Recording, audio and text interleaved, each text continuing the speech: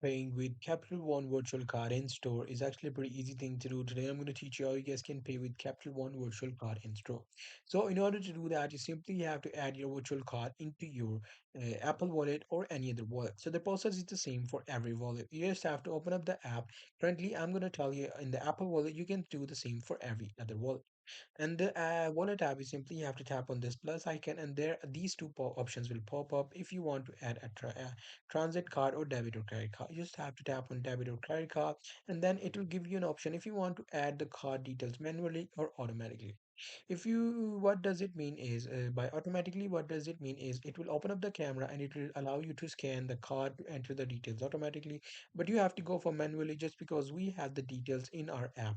So after going for manually, you have to enter the card details like the card number and all the things.